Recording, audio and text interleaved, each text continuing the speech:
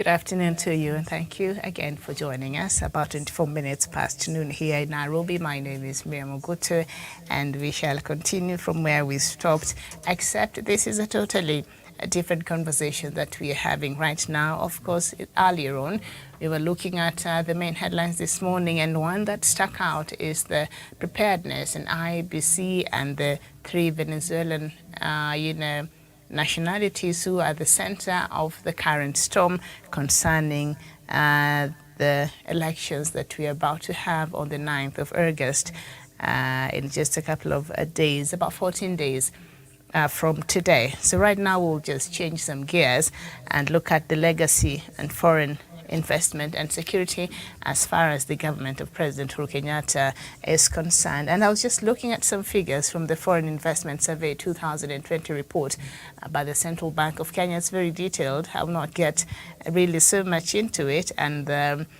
foreign investor, according to the KRA, the requirements, and also I was just looking at another report by the UNT, is it UNCAD or something like that, UNCTAD. All right, so I was just looking at some of that and the Foreign Investment Protection Act that we have in the country, and perhaps that has made it easier for foreigners to come, and some of the policy change that has been made as far as attracting foreign investments is concerned. But we do know that one key of those industries that has attracted foreign investments and even foreigners to come into the country is tourism, among others. And I think some of these were really hit, especially during COVID-19. But the economy has struggled, but we're seeing it picking up. And right now, finding hotels in certain areas in this country is difficult because we've seen an increase in tourists coming back after a very slow period that was occasioned by COVID-19. And now we see what is happening in Ukraine. So all of this we shall look at as we start this conversation. I'm joined this afternoon by Kiptanui Savania from Nakuru. Kiptanui, good afternoon. Very good afternoon to you, Miriam. Good afternoon to my fellow panelists. Good morning to those watching us all over the world. I'm joining you live from Nakuru County. Thank you for having me on this show this afternoon. And also we are joined by Douglas Kirimi from Meru County. Douglas, good afternoon. I don't know why I'm just in the morning still. Good afternoon, Miriam Ogutu, to our crew at our headquarters, to Kiptanui Savania, Oresisana Talwish, and also Gradwell Kerago, to our friends across the world. Good morning, good afternoon, and good evening, depending on where they're watching us from. Miriam, thank you for having me on the show. And of course, we do have Gladwell Kerago from Nairobi. Gladwell, good afternoon. A very good afternoon to you, Miriam Ogutu. Good afternoon to my fellow panelists. Good afternoon to our viewers. Thank you for having me on the show. This is Diplomatic Leaks. Yes, indeed it is. And we're also going to look at Samuel Tawish from Nairobi, a journalist and our in-house analyst. Samuel Tawish, good afternoon to you. Good afternoon to you, Miriam Ogutu, from our head office. Good afternoon to my colleague correspondents from wherever they are in the country, and also to our viewers watching this program in Africa and the rest of the world. My pleasure to join you on this program. And perhaps I'll start with you, Tawish, this afternoon, and I'll just ask a very basic question to kick off our conversation. We're looking at President Uhuru Kenyatta's legacy of foreign investments and also security. Where you sit as a kawaida Kenyan and you look at what's happening and the relationships we've been having and the diplomatic ties as far as investments and security is concerned, because we do know that for the first time Kenya indeed does have a foreign policy written on paper that was written by this government in 2014, and it's anchored around, I think, 6 issues, and one of them is economic diplomacy. So how do you think the government of President Uhuru Kenyatta has worked in that regard? Thank you so much, Miriam, for that question. And everyone really will agree that President Uhuru Kenyatta's administration, ever since he came into office in 2013 to date, when he's staring his exit in a couple of weeks or so, Miriam has done fairly well when it comes to foreign policy. And more regard, especially on the economic policy, the relationship between Kenya and the rest of the world. I think President Kenyatta will be credited to have bolstered the relationship between Kenya and the rest of the world. There are, of course, those countries or nations that have had traditional ties and relationship with Kenya. But we've seen President Kenyatta also go out of his way to reach out to new allies and, of course, forming a new relationship that are more beneficial in as much as they are mutual, of course, but you have seen so much interest President Uhuru Kenyatta has put on how it is going to be beneficial to the Kenyan people. And that is why you see today most of our products in the country can freely go out to the rest of the world. That in itself translates to more revenue to the country. And when you get more revenue, the country or the government is able really to operate because it's out of the taxes and the revenue that the government gets that it's able to do its developmental agenda and also to be able to fulfill the pledges and the promises the governments that come in really promise to their people. No government can be able to carry out its activities only on donations, Miriam, only the goodwill of our friends. It has something to do with revenue and taxes that the people give, and also the revenue that it gets out from its relationship or really doing business with the rest of the world. And Kenya has played a pivotal role through the government of President Uhuru Kenyatta in ensuring that Kenya is actually on the right pedestal, that Kenya is in the right books of history.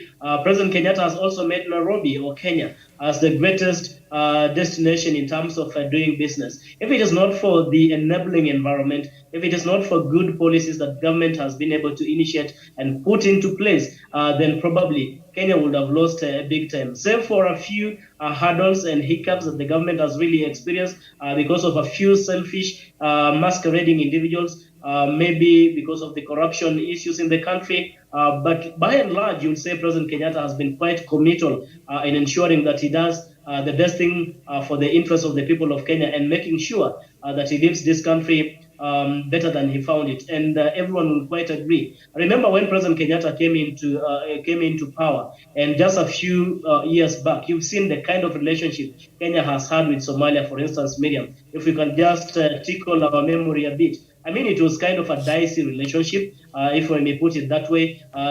You've seen the soldiers that were, of course, the AMISOM that have been in Somalia for all this long. The Somalians, especially those who are not too happy with Kenya, of course, taking the Kenyan soldiers there to try and restore peace and stability in Somalia. The issue of the maritime dispute, I mean, it's been a dicey issue to the extent that we thought maybe it was going to explode the Kenya and Somalia. Maybe there was going to be an eruption of war. But the way President Kenyatta has been able to navigate this and bring back this boat to a safe harbor, I mean the boat in reference to Kenya and Somalia, that they can be able to sit down today and have a very sound discussion in as far as the relationship is concerned. Just a couple of days ago, you had Agriculture Minister Peter Munya announced that the first batch of Mira has been flown to Somalia. I mean, what does it tell you, Miriam? After a couple of years without the Mira farmers really taking their produce to Somalia and so many other destinations. Talk of India. The other day, you've seen President Uhuru Kenyatta visiting various other countries, and not just for his personal business, but it's more of cementing the relationship that Kenya has and should have with this nation moving forward. So I would quite agree that the president has done quite well. It's a commendable job. And as far as his foreign policy is concerned, this is something that we want to see the new administration after this coming election really continue with. We want to see the same relationship. We want to see the same foreign policy being bolstered and fostered for the sake of the country's economic prosperity. Miriam, I submit. All right, thank you so much. And as you were talking, I'm staring right now at the data from World Bank that shows how the country has been doing as far as the foreign direct investment, or what they call the FDI, is concerned, and how much Kenya has gotten and how much that has grown or declined. So I just go through quickly. In 2011, the foreign direct investment we received was 3.1% growth, and then it went to in 2012 to 2.4%, and then in 2013 1.8%, in 2014 1.2%. There's a decline there, a very sharp decline, 1.2%, and then in 2015 0.9%. I think was this during the time of the ICC, something like that, because I want to see perhaps the factors that contributed to the decline of the foreign direct investment in the country, coming from 2011, where we had a 3.1% increase, and then in 2015 it palmated to 0.9%, and then in 2016 we saw a very sharp decline again of 0.6%, and then we saw an increase from 2016 to 2017. I don't know, that was our electioneering period, to 1.6%, and so there was a bit of hope there. And then in 2018 it also declined to 0.8%, and then in 2019 to 0.5%, and in 2020 to 0.4%. So perhaps in 2020 we can attribute the decline on COVID-19. It's just the data, and they're drawing comparison from 1970 to 2020. So when you look at the decline, and especially in between from 2011 going down to 2015, and then a bit of upward to 2017, and then going down. I don't know what could be the contributing factors, and does corruption has to do with anything, and why we are on the decline, especially on that graph. Douglas Kirimi.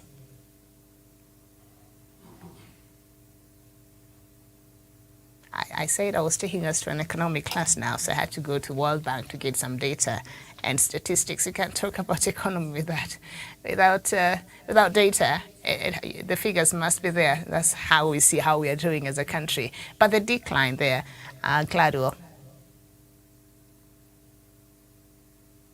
Thank you so much, Miriam. And let me start by saying, yes, there's a decline. But Miriam, at the end of it all, in Kenya, and I think this is what we are known for.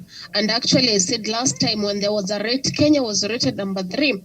Corruption is killing investments, which actually is supposed to take this country far off. Because Miriam, even before COVID, I think we were doing a little bit way off, but on a scale that, at the scale, I was told to draw a scale in Kenya, it's actually sometimes it's rising, at times it's down. And when an investigation is done, is that the time that something is declining, it has to do with corruption, people pocketing money. Because, for example, if you take a look on the types of on the trips that Uhuru Kenyatta has made outside country, for making investment deals in Kenya, there are so many. So actually, Miriam, what you should be seeing is an uprising things. And again, Miriam, let me say that Kenya, I believe, is the most best destination country whereby one can invest in. But at the same time, Miriam, people are scared because of the corruption that is actually ongoing here. We've seen so many hotels shut down that we are actually doing well. The likes of there are so many hotels that we are doing well, but they were shut down due to the crisis that is actually there. So Miriam, if only we can put corruption aside and actually focus on investing, making our country to grow big, I think then we won't be having such the conversation of whereby sometimes we are rising, sometimes we actually sometimes we are actually fluctuating. So I think corruption carries the day, Miriam. Mm-hmm. All right, and of course, those percentages I've shared there, they account for how much the foreign direct investment make up the contribution they have to our GDP. So you can see they're quite low there. And I think, I don't know, is it because we don't have opportunities that will attract more foreign investors, or what is it that perhaps you're doing as a country? Because, the numbers really don't lie there, Kiptanui. What is it that we could do differently to attract more foreign investment? How do you think President Uhuru Kenyatta has done as far as that is concerned? Thank you, Miriam. As my sister Gladwell has said, Miriam, corruption has contributed so much to this. Apart from COVID came the other day, Miriam. But you see, we just get this money from foreign. Our president goes to these countries to get money so that we service, so that this loan, so that we develop our country. But Miriam, you can see the investors can no longer come because you see like money like for the three dams, that is Marer, Aroran, and the near where I am in Tare. You get this money, Miriam. You just when the investors come in to invest this money, you ask them for 10%. You remember there was a story in newspaper, leading newspapers, Miriam. It was about the guy who was supposed to come and invest a cement company here in Aya. And he decided to go to Nigeria because he was asked for 800 million. So there is a problem, Miriam. We are sharing out these investors. But I want to congratulate President Uhuru Kenyatta, Miriam, for bringing peace, for bringing everything for trying as much as possible to bring these investors. Miriam, there is a time this country we almost go to fight with our neighbors, as I said earlier here, about Migingo. But we have made friends. Look here, Miriam, up some distance from here, Naivasha Dry Port. It is a very big investment, and it's actually serving the East African countries. Many countries, Miriam, after the completion of that one. So Uhuru Kenyatta has done a lot with bringing more and more friends. But the same money that we are supposed to be investing, we are supposed even if by now, Miriam, the drought, you have seen the drought in Elgeyo Marakwet, here in Itare. We don't have water here in Nakuru. But there is a problem with our leaders, Miriam. Our leaders are not sincere. I was following up on Matianga's space last time, Miriam, and Zimbabweans, they were talking about the sanctions that Zimbabwe have been given. Miriam, we've not been given sanctions, we thank God. Since 2013 up to now, we have not been given sanctions. Miriam, Uhuru Kenyatta took over this country in 2013. One, he had been accused by ICC together with William Ruto. But Uhuru Kenyatta tried as much as possible, Miriam, as you are leading, but you have a very active case in ICC. You've been accused of butchering people, uprooting people. But immediately, Miriam, you see, after the cases were over, Uhuru Kenyatta picked up from there. But he has been let down by other leaders. Miriam, he confessed one time in television and in TV and said, these people are stealing this money, almost 2 billion per day. So, Miriam, if we are bringing money, it is goes to somebody's, some people earn. It is not helping us because it will decline. In fact, we will have a decline because instead of the same investors are supposed to come as seeing, okay, we cannot be able to put our cement company. In case we want to put a cement company here, somebody is asking us for price, Miriam. So it is my appeal and it's my prayer that when we are saying a new government, Miriam, it picks over from where Uhuru Kenyatta has not done, and we move on with that one. Thank you. All right, thank you so much. And I was just looking, in case you're wondering where I'm looking at these figures, I'm looking at the foreign direct investment net flows, the percentage to our GDP, and this data is from the World Bank, courtesy of the International Monetary Fund, International Financial Statistics and Balance of Payments and Databases, International Debt Statistics, otherwise very important institutions which have done their research well, and so they're just showing us our balance sheet and how we are doing as a country, and in this regard how much Kenya has been doing as far as the foreign direct investment is concerned. And let me just take us back to 2007.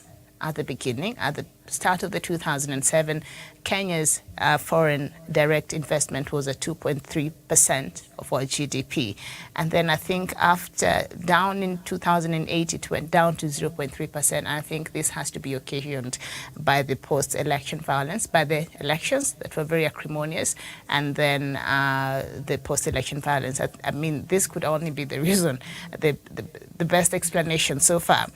And in 2009, it remained at 0.3. Then in 2010, we saw a bit of a climb to 0.4%. And in 2011, we saw it be the highest it has been from 1970, and it was at 3.1%. Which was very commendable. So I don't know what factors really made it go that far. Then we saw a decline going down after that. So perhaps from what the graphs I'm looking at and the timelines, especially on her political calendar in the country, there are some declines, especially when you look at the electioneering periods and things like that. So this goes to tell you that peace and stability, perhaps the way I'm interpreting this graph is very important as far as a stable and attractiveness as far as foreign investment is concerned. So has President Uhuru Kenyatta, as government, provided this environment of peace and stability that can assure more foreigners to come and invest in this country, because you can't invest in a country that is unstable? Has he provided that for us? Was it Douglas now? Douglas has left. I'll go back to Tavish. Has he provided that confidence, investor confidence, as far as peace and stability is concerned? Absolutely, Miriam. I likely agree that President Uhuru Kenyatta's administration tried its level best really to instill that investor confidence and also create a good atmosphere or enabling environment for potential investors to come and invest into the country. Miriam, you will recall, if it were not for the gesture by President Uhuru Kenyatta to reach out to Honorable Raila Amolo Odinga in 2018, after the fallout in as far as the 2017 general election was concerned, then probably this country will be on its knees today.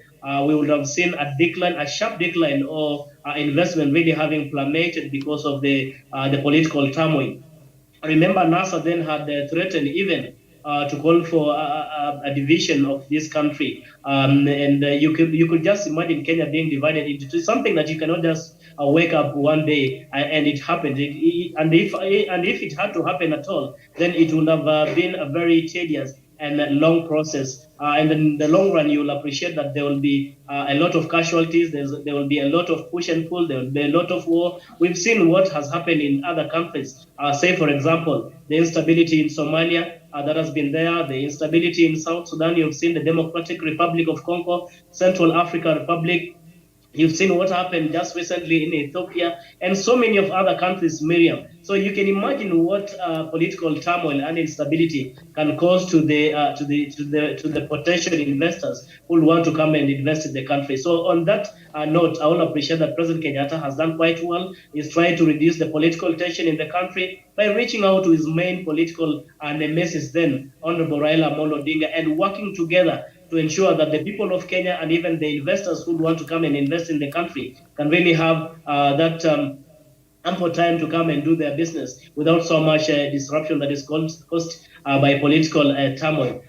Miriam, that said and done, we all agree that at a time like this one, and just like you highlighted from that particular report, that during election hearing period, the time preceding the election and the elections during election itself, you'll normally see that most investors and even business people will adopt a wait and see attitude because they're not very sure of what is likely going to happen out of this election. You'll even notice during this particular time, we may not have so many of course, foreign tourists coming into the country because there's that apprehension, there's uncertainty as to how this election is going to unfold. And when you listen to politicians in their political forums and political campaign, then everybody really will be wary, will be very, very keen to see how is this election going to pan out before they can do anything, be it visiting the country or even having direct investment in terms of businesses and other investments in the country. But in terms of policy, Miriam,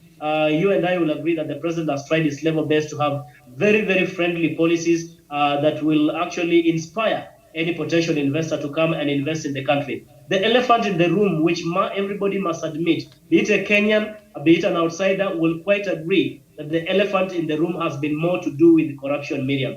This is the biggest monster that has been eating to the core fabric of this nation and also scaring away potential investors. You'll recall, just like my brother Kip Tanui has alluded to, Aliko Dangote, one of the richest Kenyans, if not people in the world, really had an intent to put up a cement factory here in Kenya. But he couldn't do that because of the so many kickbacks, if I must put it that way, that he had to really to part with. Then he chose to go to Tanzania to put up that particular cement country. Remember, if this cement factory had been put up here in Kenya, so many job opportunities would have been created. I mean, in terms of infrastructural development, we would have seen a rise in the same. We would have seen also a reduction in the price of cement in the country, because when you have so many companies, when you reduce monopoly when it comes to production, then the ordinary mwananchi or the consumer is one who is largely going to benefit out of all this. But because of our appetite for these kickbacks, Miriam, it was difficult for Aliko Dangote really to put up that cement factory here in Kenya. So how many Dangotes really evaded Kenya as an investment destination because of the corruption, of course, tag that Kenya is now famed with? Miriam, I can tell you that if we are able to slay this dragon called corruption, then Kenya is way ahead in the African continent, and every other potential investor will choose, if it is African continent, will choose Kenya as the best investment destination compared to the rest of the African countries. That is the monster that we must deal with. It's a monster we must confront without blinking our eyes. I submit, Miriam.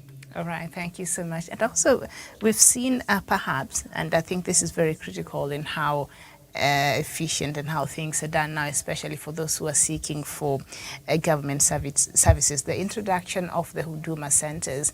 I don't know, Gladwell Kirago, according to perhaps what you've seen or your experience, do you think this has eased up the cost of doing business and the ease of doing business in the country, and maybe some of this and other reforms that perhaps are still needed could aid in ensuring that we stand as an investment hub, especially for this region, owing to the position Kenya has in the greater East African and Central African region? Miriam, with some of the rules, and let me see the implication that the government is actually taking and implementing, I think they'll be doing us good in times to come. Because Miriam, for example, the introduction of the Huduma number, at times, and that's why I think crime rate was so high. Because Miriam, as a woman, definitely when you're seated with somebody in a matatu, the first thing that man thinks, or maybe a woman who is a thief, as a woman, you have so many things in your bag, and definitely when that bag is not, actually you've lost almost everything important. And that's why you see, Miriam, so many people ranting on Facebook, on this Instagram and social media pages. Everything was stolen, and almost my whole documents were stolen. My ATM, my ID, my everything was stolen. So with the introduction of Huduma number, I think it will do us good, Miriam. And that's a number, that's a tick to what the government has actually introduced. Because with just having that one card, Miriam, even when an investor is coming in, it won't be having these, let me say, the baggage of having that. When I'm coming to Kenya, I need to have one. You just need one card, and that is it, Miriam. You're good to go. Again, Miriam. Hold on. Sorry, I'm interfering with your thought process. Huduma number, yes, very important. But also, what I was looking at is the Huduma as centers and how maybe these have changed things as far as the ease of doing business, and perhaps what needs to be improved to ensure that it not just caters for the local populations and Kenyans who are seeking for government services, but also ease of doing business, and for foreigners who this could be one easy way to bring them in, because things will be easy to register business, the documents required, and all these things.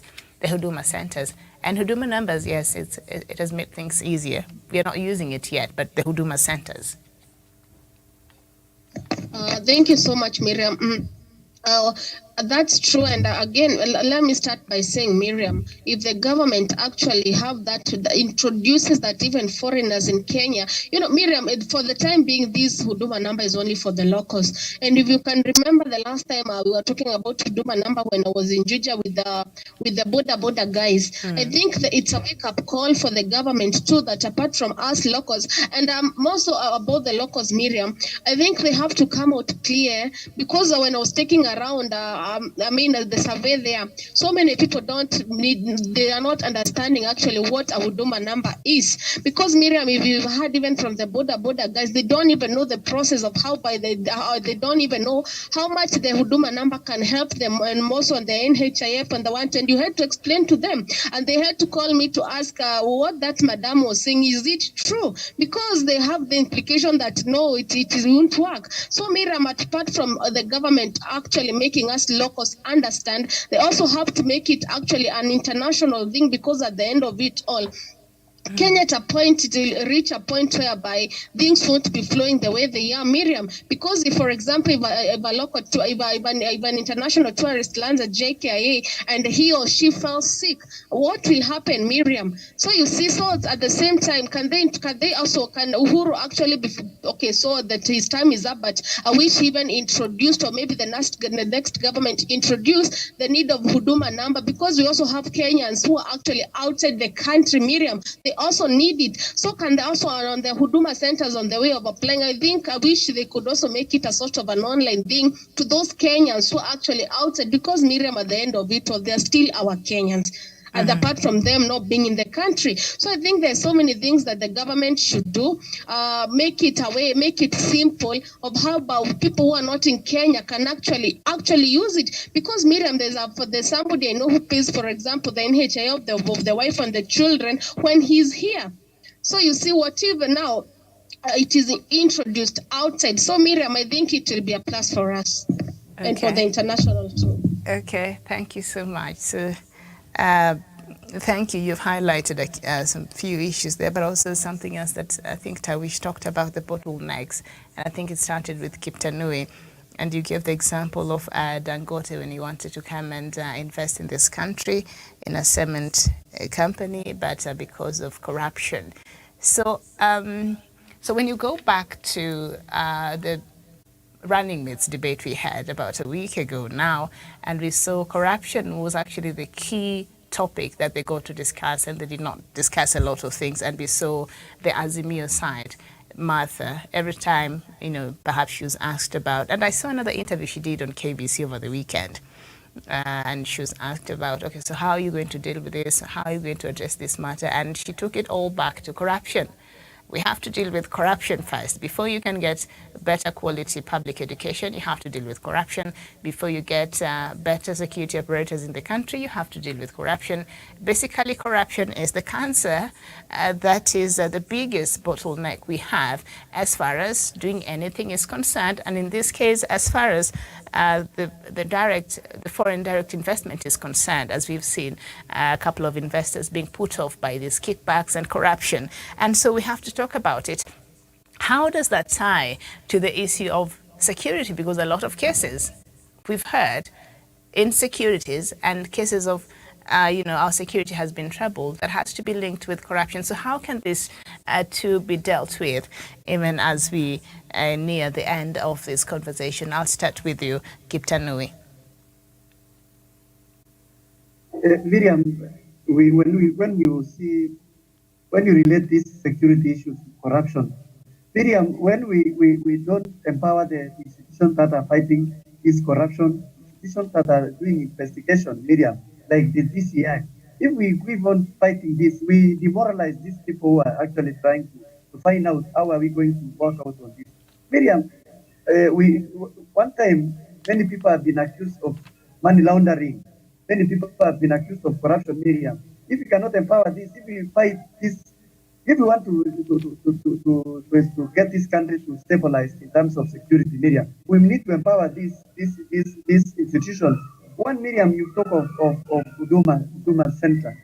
Let me comment something about Huduma Center. Long time, Miriam, as you said the other time about the replacements of ID. If you enter Huduma Center inside, you can get all the services around there. If you have to replace your ID, your driving license, and everything.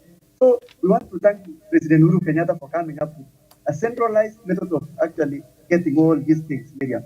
Miriam, one thing I wanted to ask to emphasize is on that Huduma number. Huduma number has got all your data, Miriam, such that when you commit a crime, you can be able to trace you. If they look, for example, these people, Miriam, who came to this country, recently we are discussing about the two guys from Venezuela. You could have even known from the country they are coming from. What are they carrying from there? What are they coming to do? If we could have actually have their data and data of everybody in this country area. So it is very important for us to strengthen this. To strengthen these institutions, Miriam, so that we get security. Security is very important, Miriam. War, the countries that have been experiencing war, like our brothers and sisters who are in Sudan, we have so many refugees from Sudan around here, not because they love this country, Miriam, because of the instability in their countries. So the challenges that are facing people is security. Investors cannot come to a place where we have war. And as I said earlier, Miriam, during the beginning of this show, that Uhuru Kenyatta has done all this through not even through confrontation, but through consultation, Miriam. You know, in most of the African countries, African leaders does not like consultation, Miriam. They take off their troops, go for war. And this has led to a lot of African countries being sanctioned, Miriam. So security is very important. And security, we normally say security starts from you. Let us actually let us have something that, Miriam, when you go to when somebody steals your ATM, Seem to have suffered a bit of a technical hitch there from Kiptanui's side. Okay, I don't know if you've lost him entirely, but okay, let me go to Gladwell, and then Tawish will end the issue for us, even as you look at maybe Gladwell. How would you rate President Uhuru Kenyatta's performance as far as security in the country is concerned, and also the issue of corruption as one of the key hindrances of foreign direct investment in the country? Miriam, on the issue of corruption, I will rate him 6 out of 10. On the issue of security, I will rate him 7.5 out of 10. Reason being, Miriam, sometimes we say charity begins at home. Because Miriam, you can't be going outside. Okay, Uhuru has delivered, yes, but you can't be going outside there. Despite you wanting many investors to come to our country, you're not working on the piece actually of the home place where you are in. For example, we have so many places which are actually still fighting in our country, and despite us wanting something to be done, nothing actually is being done. So that's a wake-up call that Uhuru should do currently, because Miriam, apart from corruption, something else, it is election. Elections make so many people, despite them wanting to invest in Kenya, run away, because also not only Kenyans who are affected during the 2007 to 2008, we got investors who lost so much. And when you're talking about investment, you're not talking about 1 shilling or 2 shillings, Miriam. This is a lot of money that actually you've sweated for and you've wanted to invest.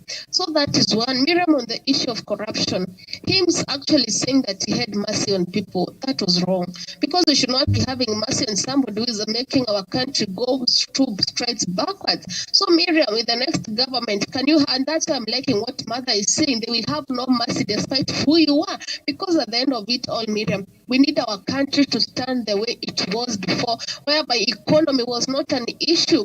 That's why when Malafar and Raila manages to get into state house and the corruption is carved out as they are saying, then Miriam will be singing another story coming next year, because corruption will be talking about it. I think out 1% or more than the way we're talking about it now. So if we can carve out corruption, I think things can go back to normal. Apart from COVID, which actually struck into our country and made so many businesses, corruption also played a part in it. Because, for example, Miriam, there was this food that was money which was being said that it is actually coming from outside to help some of the families. Up to now, I've never seen a family saying that I actually benefited from it. I only know of one, and actually he's in government. That one is, he even showed us the message that I've been receiving, man, and I was like, why are you being helped at the first place? You're actually stable, you have a good job, you have your own fleets of cars. So you can see the kind of people we are having in a society taking advantage of the less privileged. Miriam, if we can cover corruption, because at the end of it, when you're mentioning Kenya, there's no way you can never mention corruption in it, I submit. Okay, thank you so much. Samuel Tarish, you can conclude for us this afternoon. Well, thank you, Miriam. Let me begin by mentioning the issue to do with security, especially here in the country. This is one thing that is very, very complex. We must appreciate that. Because again, when you look into places like, say, Baringo County, you look into West Pokot, you look into Elgeyo Marakwet, like Kipia, and maybe Samburu partly, and maybe Northeastern. Mostly these regions, you'll find that there are people who are cattle herders. And there are also people who want to do, say, for example, just ordinary farming, say planting of crops. And so there's usually some sort of clashes between the two groups. And the worst part of it is that this kind of infighting that we have been seeing, the cattle rustling and people fighting, killing each other, is also more informed by the politician, because it's the politicians who normally fund these particular groups in this region for their own benefit. The displacement of people from one region to another simply because they want to get the favors and numbers when we get into election. I hope it does not amuse you that mostly you realize that such kind of wars and fights, especially in these parts of the country, normally occur a few months or days to election, apart from a few isolated cases. That said and done, I will say President Kenyatta has done quite well, because again, Miriam, this is a country that is guided by the rule of law. It's a country that is being run with the constitution. And so the president cannot suspend the constitution today. If the president was to go to Laikipia and say, decide to wipe out or send soldiers to deal with the cattle rustlers firmly and decisively, you will see IPOA, you will see the rights group come out and begin accusing the government of not really protecting the fundamental rights of these individuals. So it's a whole complex case together. It needs a very delicate balancing in terms of what exactly to be done. But I allowed the government and, of course, the interior docket, they've tried their level best. At least now you can see there's a semblance of calmness and peace and tranquility in most parts of this region. And I think we need to also inculcate some positive mindset and attitudes on our people. That is a time we need not necessarily to rely on cattle rustling for us to be able to have a gainful, say, economic venture. We can also be able to adopt because times are changing. It may not be as favorable as it were in the past to continue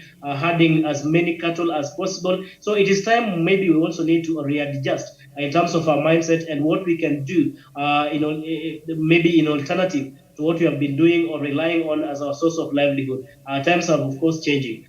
Miriam, on that front, President Kenyatta has done quite well. But on the issue of corruption in this country, Miriam, and asking the Kenyan people really to appreciate you cannot do anything in this country today or anywhere in the world. There's no country that will develop or prosper if you cannot slay the dragon of corruption, Miriam. Because look at what has been happening in this country, the dam scandal, that is Aurora and Kimorel. Look at what has been happening with KEMSA. Look at what happened with NYS. Look at what happened with the COVID-19 billionaires.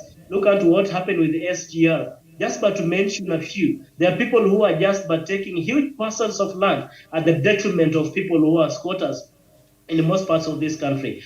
From a place where I come from, that is in Kilgoris, you understand, one of the politicians, a key one for that matter, has taken over 2,000 hectares of land for his own personal benefit. Yet there are people who have been living there in that scheme without even, a single acre. You go to Laikipia, the same thing. You go to Taita Taveta as you speak today. There are people who are taking the Indian Ocean waters and converting it into a dryland or upland and construct big hotels, Miriam. Unless we are able to confront this monster and deal with these individuals decisively and firmly, then we'll be lying to ourselves. So the commencement of prosperity and development for this nation begins and ends with dealing with corruption. Up until we get to people who are ready and committed and have the will to wipe out corruption in our country, then we'll be doing a zero-sum game. We will not be achieving anything. And that's why I like what you talked about, or rather alluded to, about Martha Karua and the firmness and the pledge that the first thing they will be addressing once they get elected is dealing with corruption in the country, Miriam. And we also need to make sure that we are able to strengthen our institution and allow them to work independently. Because what we are having today is we do not want to see this independent institution having an infight. The EACC, the Office of the DCI, the Directorate of Public Prosecution, as well as other investigative agencies, and those agencies that are, of course, mandated with that responsibility to deal with corruption in the country. Let them be allowed to do their job without any undue interference, especially coming from the external factors and forces in this case, politicians who like politicizing every action and move that these independent institutions really take. When we do that, Miriam, I can tell you, we'll make a very big stride in as far as fight against corruption is concerned, and the people of Kenya are ready and willing really to support the effort and initiatives that are being put forth by the government of the day, as well as this institution, to ensure that we deal with this dragon called corruption once and for all. When we do that, prosperity is for us all. I submit, Miriam. Okay, thank you so much, all of you, for your contribution this afternoon. We were looking at President Uhuru Kenyatta's legacy as far as foreign investments and security is confirmed, is concerned. It's lunchtime, so my mind is really out there on my plate. But anyway, and with some data from the International Monetary Fund, International Financial Statistics, and Balance of Payments database, the World Bank, International Debt Statistics, and also from our Central Bank of Kenya, that showed that Kenya's foreign direct investment was on the downward spiral. So we're just looking at some of the things that could be contributing factors and how President Uhuru Kenyatta will be remembered in that regard, and also in security of the country. Even as we conclude, the latest breaking news is that NTSA has suspended operations for all modern coast buses and says investigations into the Nithi Bridge crash is underway. Remember, in the morning while we were looking at the headlines, about 24 people were dead, but right now the death toll has risen to 33. People who have since succumbed to that deadly accident that happened at the River Nithi yesterday. So the modern coast, in case you're planning to travel, because they now ply all the routes.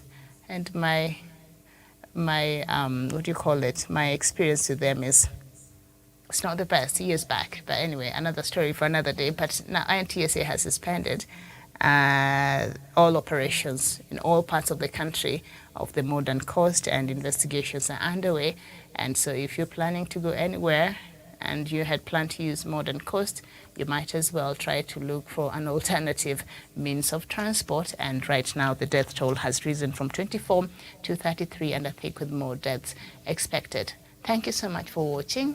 This has been Diplomatic Clicks, and as I said, we were looking at President Uhuru Kenyatta's legacy on foreign investment and security. Thank you, Samuel Tawish. Thank you, Gladwell Kirago and Kiptanui Savania. And of course, we did have Douglas Kirimi just a little bit. I think he suffered a bit of a technical hitch and left the conversation a bit earlier. My name is Miriam Mugutu, and I shall be back here at 3 p.m. East African time with more news from across the continent of Africa. Have yourselves a very good afternoon. Bye-bye.